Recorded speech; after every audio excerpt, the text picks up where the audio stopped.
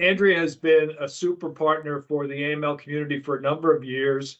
In her previous role, the Charity and Security Network, and now with Interaction, and really brought a lot of information to our community to better understand both the challenges that humanitarian groups and charities have, but also how we can better appreciate each other's obligations and sort of work within it. So really want to thank you, Andrea, for all of your work previously. And Katie, I'm excited to have you here today. We've obviously talked offline a bit about this, but here's what I'd like to get accomplished today. One of the things that you folks have mentioned and written about and advocated and very successfully is the recent general licenses from OFAC. And that's, to me, it seems to be a really good example of finally, at least a success, certainly a good, I think a major success, and you'll tell us the specifics of that, to the overall, I don't want to say challenge, but the overall problems that your community faces. And while I'm well aware of them now, based on all our work with you, Andrea, I wonder if you wouldn't mind two things. Explain what Interaction is, give us a thumbnail sketch of your organization, and this broad issue of financial access, de-risking, and how the direct impact it has both in conflict zones and other areas around the world.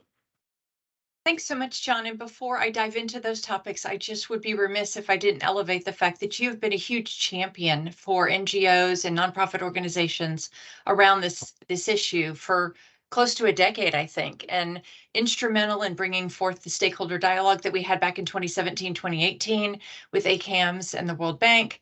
And so I just want to thank you too for helping to facilitate conversations like this and bring stakeholders together. You're very kind. Thank you. Go ahead. Interaction is the largest alliance of US-based nonprofit organizations or NGOs in the US doing humanitarian aid and development work in some of the neediest areas around the globe. So when you think of places like Somalia or Syria or Yemen, where very difficult, complex environments, but huge swaths of people in desperate need of food, shelter, water, education, preventing gender-based violence, things like that, are what our members are doing. And so I've really enjoyed my year so far with Interaction. It's been a great opportunity and just a great place to work, a great team with people like Katie. But more specifically to the bank de-risking issue, NGOs did raise the alarm close to a decade ago. And over the past 10 years, this has really been a story of how far we've come in our engagement with the US government, particularly US Treasury. It's really been a 180 in that evolution of that relationship. And as you know, in 2017, Charity and Security Network put out that empirical data showing that fully 2/3 of US-based nonprofit organizations that were trying to send money abroad were having some sort of difficulty at that time. And it remains the only empirical data. Some may say, well, that's 6 years old, but I think it's still very relevant. And we continue to rely and look back on that. And one of the things that it pointed out in there was that when banks or financial institutions feel the need to what we call de-risk their clients, NGOs don't de-risk their beneficiaries. So they'll come up with workarounds. And unfortunately, some of these are very expensive or even dangerous. And that empirical study showed that I think it was 40 some odd % had resorted to carrying cash at some point. Katie can tell you about that. She's been the NGO worker with the backpack full of cash going across the border before. I personally don't think I could do that, but that's what happens. And so we had emphasized the need to Treasury to get this money back into the transparent financial channels, regulated channels, so that everybody could know that there was traceability and money wasn't falling into the wrong hands. And as we saw, a year or so ago, Treasury did actually acknowledge in writing that cash carry is a risk and de-risking poses its own risks. And so everybody's going to be better off in the long run if we can get things working as they're intended through that process. So as I mentioned with the stakeholder dialogue, we brought people together. We had some conversations. You and I put out that great consortium document. I think it was in 2018. And we've just continued to evolve with Treasury.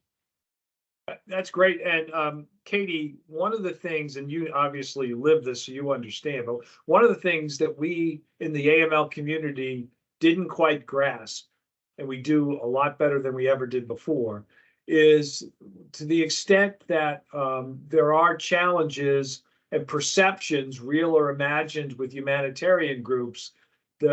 One of the struggles for banks is to understand what's the due diligence that humanitarian groups do. So that the community's comfort level can be raised, knowing that there's a lot of things that the banks have to do. So that consortium document that Andrea mentioned was one that was designed high level to say, here's what we need, and then here's what you need, and so we can try to figure it out. But you guys put together, and you've done that in the consortium document, but you've done a recent paper back in February, counterterrorism sanction title, and it's risk management and due diligence measures. I thought it was a really good, it's short, but very succinct on what your world, what your folks already do. And that almost always makes it easier for law enforcement and regulators to better understand why the banks are banking these entities, and for the banks to have that comfort level. So give us a sense of the due diligence and some of the specific examples that you've included in that paper. Thanks, John, and thanks again for having me. So this is a really good question, and it's one that, frankly speaking, the NGO community hasn't always been good at in terms of explaining very specifically the different due diligence measures that the community takes. This has been for a variety of reasons. Most notably safety and security, right? Like, why would you hold up all of your cards when you're working in these high risk environments? But we recognize that we need to be doing more education around the mechanisms that we follow to, develop better relationships with financial institutions to address the de-risking problem set. So first, I'd say it's really important to understand that humanitarian NGOs included, we follow a principled approach to humanitarian action. And so that means we are independent, we are impartial, we are neutral, and we are guided by humanity. What that does is that means that we, working in these very risky, politicized contexts, are not viewed, are not perceived, and in reality treated as affiliated with one party to the conflict or another, right? We're just there as people trying to reach people in need wherever they're at, how they define how they would like their assistance for themselves. So as it relates to due diligence, and I will point out that the Syria example has been a real big game changer in terms of NGO and the broader humanitarian communities' increased due diligence mechanisms, and has resulted in significantly more investment in enterprise risk management, due to a number of different factors as it relates to the Syrian conflict.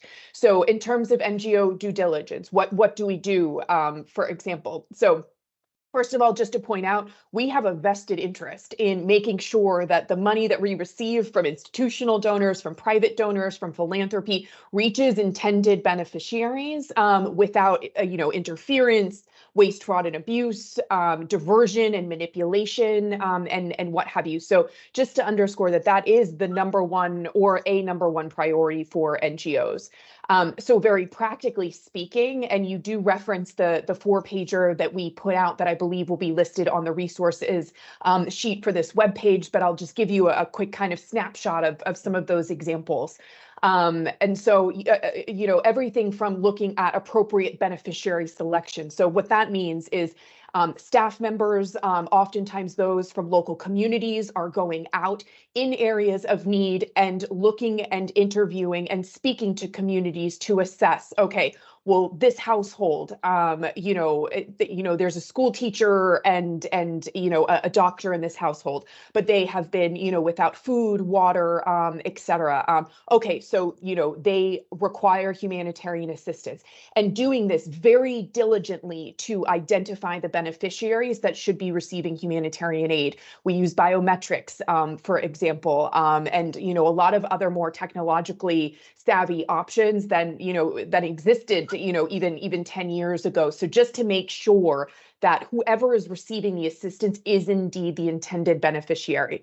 We've also developed out significant accountability measures and community feedback mechanisms. The community feedback mechanisms are very critical because we are from and we live with communities that are in humanitarian need, particularly local and national staff. And so their feedback, their acceptance is absolutely critical. And they'll be the ones to say, watch out for this, kind of watch out for that. So that community feedback mechanism is quite important. Other examples of due diligence measures, internal and external reporting, are reporting to our institutional donors. For example, USAID BHA, has just expanded over the years to become, quite frankly, as detailed as possible. So donors know what we're doing, and we are reporting, any kind of incident in the full interest of transparency, because I mean, at the end of the day, you can't you can't separate humanitarian and human need from conflict. Other examples, internal audits and investigation mechanisms, third-party screenings. We also do just a lot of education and awareness within the NGO community and the broader humanitarian community, related to the risk of, money laundering, terrorist financing, and what have you. People don't know what to do if they don't know what the problem is, right? And then lastly, ethical codes of conduct, very detailed, as I had referenced earlier, incident reporting systems. No one's trying to hide anything. We're very transparent with our donors, and with others around, any kind of incident that may have happened, related to money management. And then, there's a lot of institutional policies that are in line with international and domestic laws associated with adhering to compliance and regulatory frameworks that are within different kind of donor governments. So I'll pause there, but there's, I could go on and on about this topic because it's so important to our community. Let me ask you two questions. One is, it's obviously global, your challenges. So it's not just trying to navigate US regulatory requirements or expectations, which is something Andrea is now well familiar with, given our work in the past 5-6 years. But you also have, I see here, whistleblowing and complaint mechanisms. So just high level, how would that work? Because obviously whistleblowing has become a big need in general that we've seen in a lot of other areas as well. So is whistleblowing a situation where perhaps a specific charity wasn't being run the way it should have, and so somebody within the organization can report that as a complaint mechanism? So walk us through that, because that seems to be, in addition to everything else you mentioned, a big plus for the due diligence that is necessary so that financial institutions and certainly regulators can be much more comfortable with the relationships that we all want to strive for. Absolutely. I'll cover internal complaint mechanisms, and then I'd like to hand it over to Andrea to talk about the whistleblower component, because there's some legal aspects involved in that. Sure. So, I mean, internal complaint mechanisms, right? So there has been a significant investment in in-house and external legal counsel, as well as enterprise risk management. And these oftentimes are standalone units that sometimes they're integrated into programs and operations, and sometimes they're separate. But in practice, what would happen is a staff member or a program participant, beneficiary program participant, sees something, witnesses something, experiences something that is not right. I saw this cash go directly to this individual that I know is kind of, quote unquote, shady. Perhaps they're on a sanctioned list or not, that the individual might not know, but they feel like something is wrong, right? So, documenting that and then submitting that complaint internally for an investigation. And agencies take these types of internal complaints very, very seriously. And they have whole investigation teams that they will deploy to really examine an incident, be it large or small. So there's that. And I'll hand it over to... Sorry to interrupt, but yep. So that comes from your training. So you're training people to look for things that could be, as we do in the Precisely. Financial sector, potentially suspicious or at least unusual based on the circumstances. So that's how they get that knowledge to pass on that information. Okay. Yeah, precisely. And one point here is, I mean, the vast majority of humanitarian NGO staff working on the front lines are often local and national actors, right? So they're people from the communities, of the communities. You know, they're leading human resources, they're leading logistics, they're leading finance, and so it's not, you know, necessarily, yeah, we educate, you know, the leaders of organizations, the leaders within country, but it's also about making these types of trainings and modules, you know, context specific but very accessible for everyone. And that's really where we see a lot of successful outcomes. That makes sense. So do you want to reference the whistleblower issue, Andrew, just high level? Yeah, Katie's covered most of it there, inherent in what she described, but I would add that along with that are protection mechanisms for the whistleblower so that they can be comfortable coming forward, knowing that there won't be retaliation or retribution, whether it's from within the organization itself or perhaps protection from other community members that might be, you know, unsavory actors. Well, that makes sense. So let's shift gears and talk specifically about the licensing from OFAC. But first, looking at your document, which again, we will make available to the viewers, but also anybody who accesses our website. We'll post this on LinkedIn. But back in reading from your document here, back in December, the U.S. became the first country to implement UN Security Resolution 2664. We'll talk about how they did that.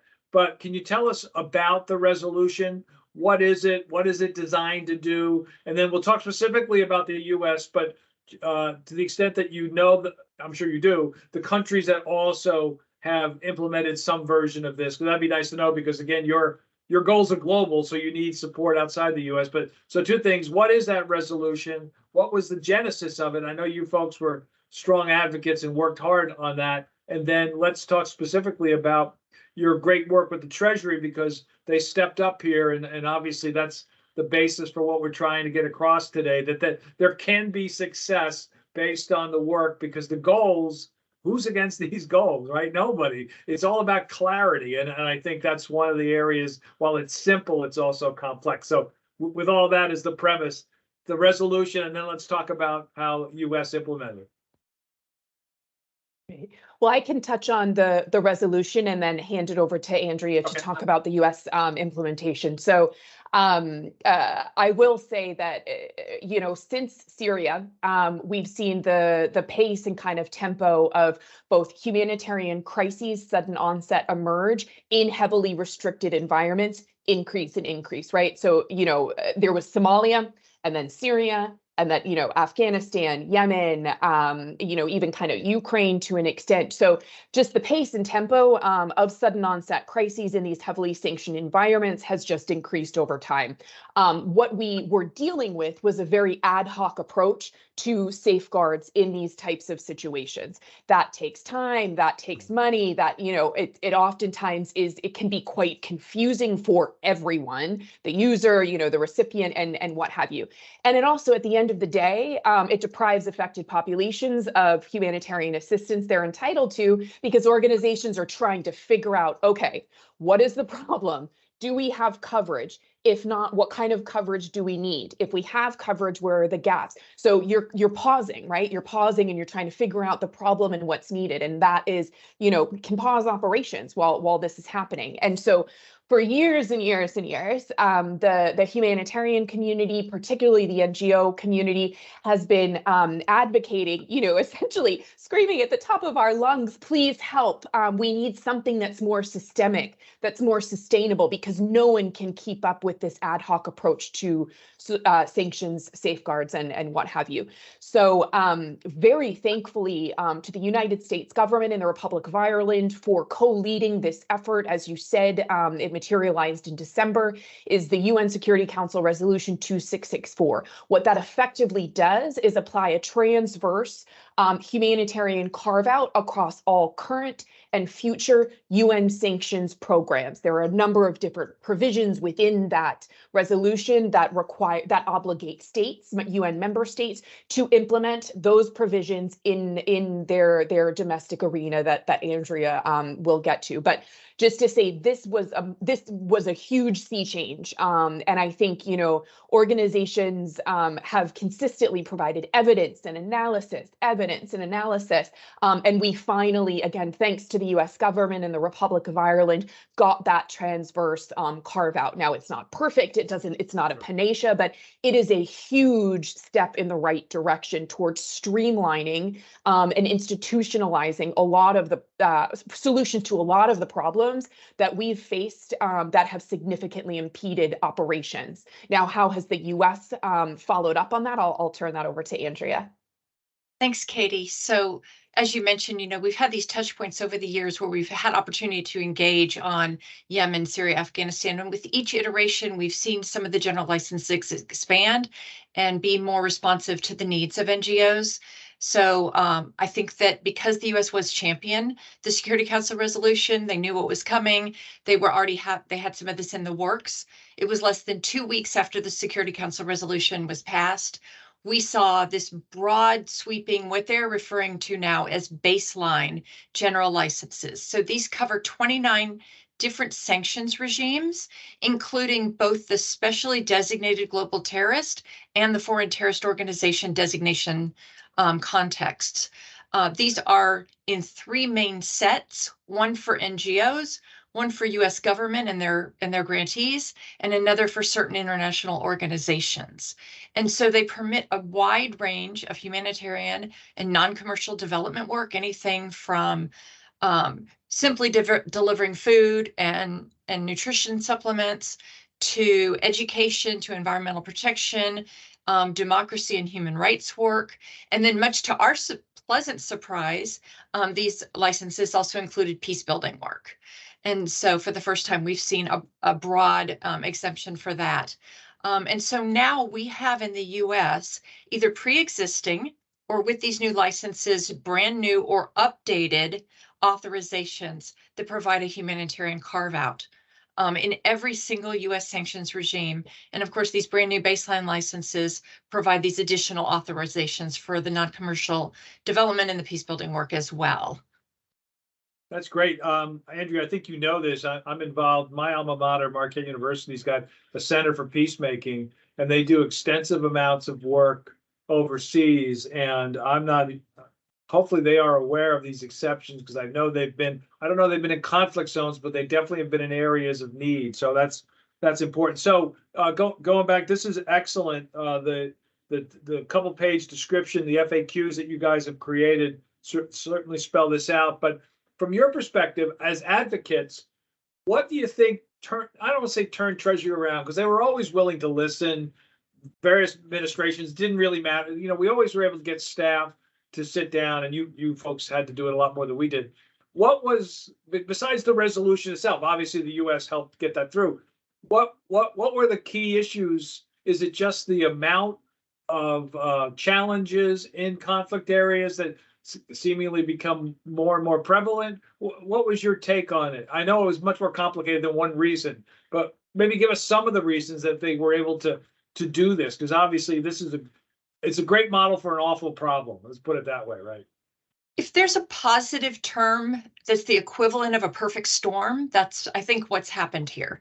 And so we've had, and like I said, a number of engagements, as you mentioned, increasing conflict, increasing crises. You've got a situation like Syria where you've had a war for 10 years. And then on top of that, this unbelievably devastating earthquake, misery upon misery.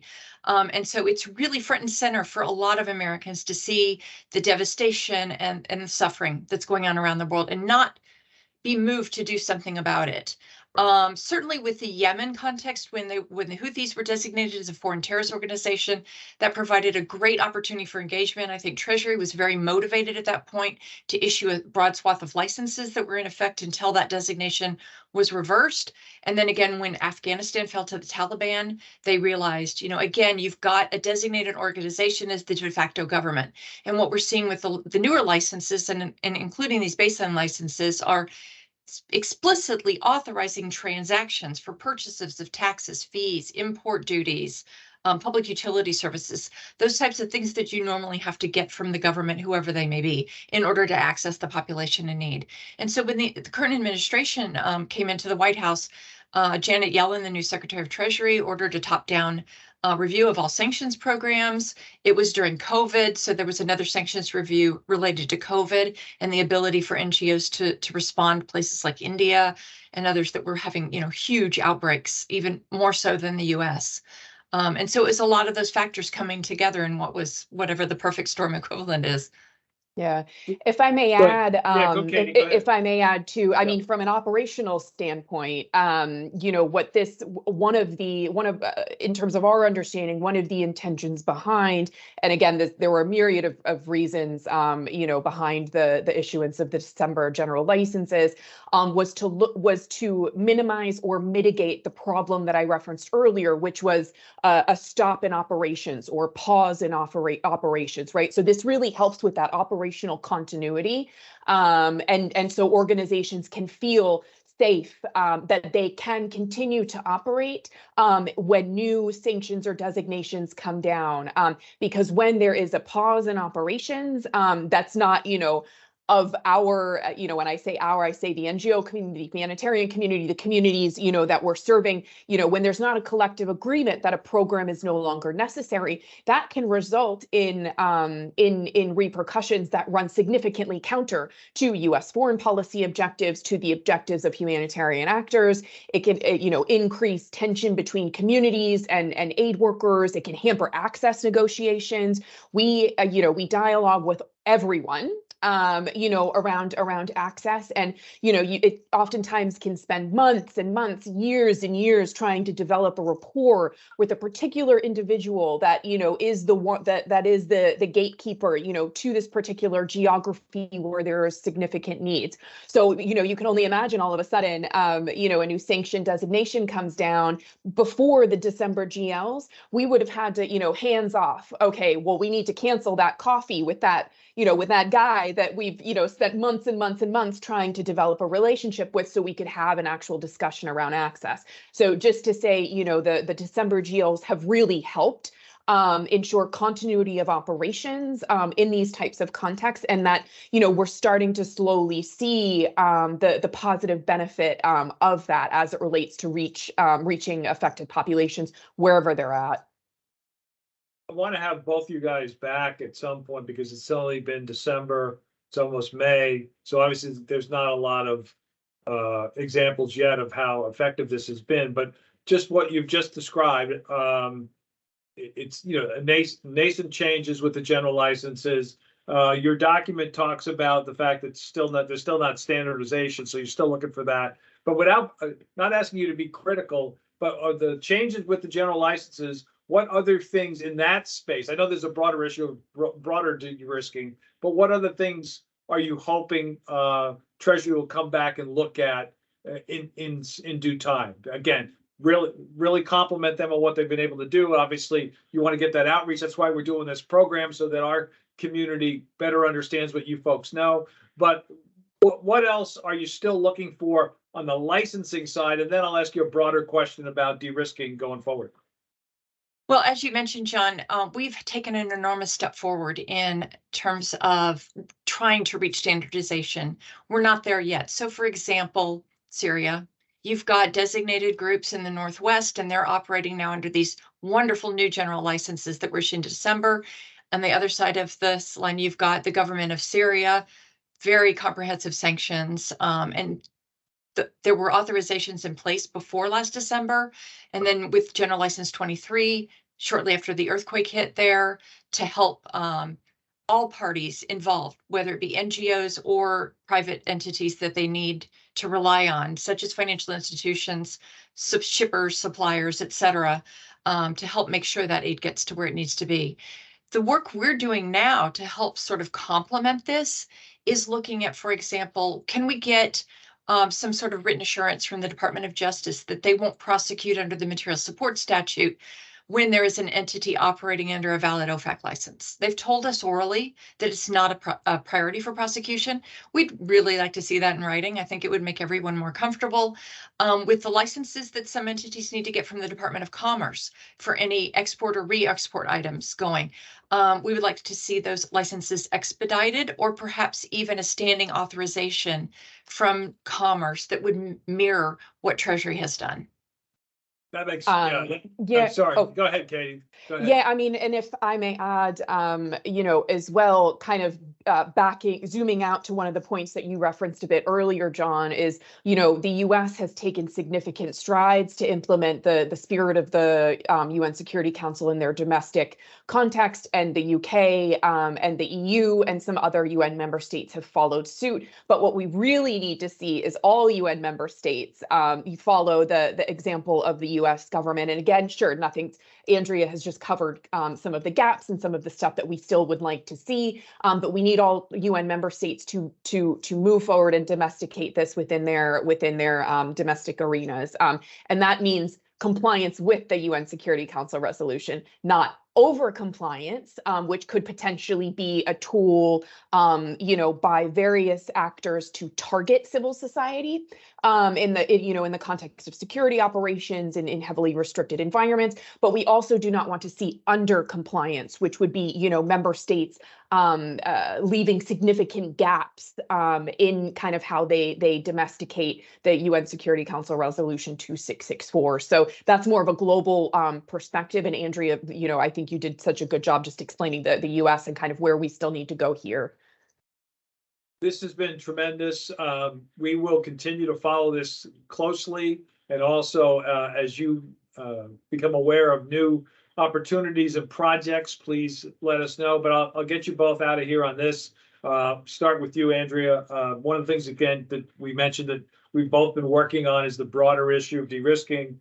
We know that the AMLA law signed back or implemented back in or enacted back in 2021, because it wasn't signed, has a requirement that Treasury do a de-risking strategy. So we're not aware that that's progressing at all.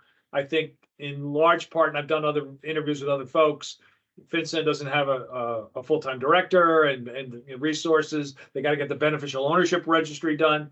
But is there an opportunity that you're aware of, because I'm not, but if you are, please let me know, where our community can, besides saying we want to see this strategy, provide more support or advocacy for that to move? So have you had any conversations in the past couple of months on that? What's the last piece of information you have on that? Because I haven't in a while. So building on the stakeholder dialogue that we had in 2017, 2018, periodically these groups of stakeholders have the opportunity to come together again. There was another iteration that happened 2021 until about October of last year. They're trying to get funding, is my understanding, to have yet another. I think it's important to continue to keep these communication channels open, whatever the forum is, whatever the venue. There are changing needs within the NGO community. I can only imagine that the financial services industry has changing needs as well. And so to be able to communicate with each other and then relay that to government as far as what those remaining gaps might be and what's needed, I think is key. So any opportunity for these groups to talk to each other is terrific. I agree. Yeah, we got to stay together. Katie, I'll end with you. I'd love at some point to talk to you about how you were able to carry cash across conflict areas without telling us how you did it, because that had to be amazing. That's for a future podcast. We'll talk about that part of your career. But what else from what you've been involved in should the AML community take from this, besides all the obvious things that both of you have mentioned? What else do you want us to hang on to and say, hey, this gives me some additional information? I got the 2-pager. I know what the licenses are. What else does our community need to know about the challenges that you folks face? Well, I think, I mean, Andrea pointed to it, right? It's dialogue. It's ongoing and very transparent dialogue. We're all coming, you know, you have the NGOs, you have government, you have financial institutions, you have other actors. Everyone speaks different languages, you know, quote unquote, everyone has their own set of acronyms that no one really understands. But everyone's coming at this from different perspectives. And we're only starting to kind of crack that nut of, okay, I'm starting to understand your language. I'm starting to understand your language. Here's my language. And so to really be working and dialoguing transparently together around the challenges that each, you know, kind of stakeholder group experiences and why, and how, you know, we can all be working together to foster greater understanding, greater transparency, because at the end of the day, this is all about making sure taxpayer and other, you know, donor governments, taxpayer dollars get, you know, efficiently and effectively into programs as defined by affected populations in need worldwide. So it's that common analysis of the problem, it's that common understanding, that common dialogue, and willingness to really take a look, you know, for example, for the NGOs to look at themselves, right? Take a really close look at how we communicate, what we share, what we don't share, and think about, okay, well, what do we need to change in order to, you know, help a different stakeholder group understand, and vice versa. So that's really what, you know, that's what I would say. I think we have the beginnings of that going. Thanks a lot to John, your efforts, the ongoing efforts in the United States and the UK. There's a number of multi-stakeholder dialogues, but it's really, you know, coalescing around the common problem, common language, common understanding, common solutions. That makes sense. Andrea, I know you want to say something else. Go ahead. I just wanted to add, given where we are now and the huge strides we've made, I think that the takeaway is that financial institutions should feel really comfortable operationalizing these new licenses. They do provide for a broad swath of activity and the transactions that go along with that. Treasury is trying to do its best in getting out to the community and doing some educational visits to make organizations really feel comfortable with them. That's great. And we'll do the same with this program. I want to thank Katie and Andrea from Interaction. Take a look, folks, interaction.org. The FAQs, which we'll have on our site, are there too. Blogs that they have written and updates that they produce on a regular basis. It's really important. I know that our community cares about the need for clarity here, because many institutions do want to provide access or continue to provide access for a variety of charities, humanitarian groups, both global and domestic. So as you just have both said, better understanding one another will make that both easier and transparent. And I think this is a great goal. So thanks to both of you. Really appreciate your time today. Thanks so much. Thanks, John. Thanks, John.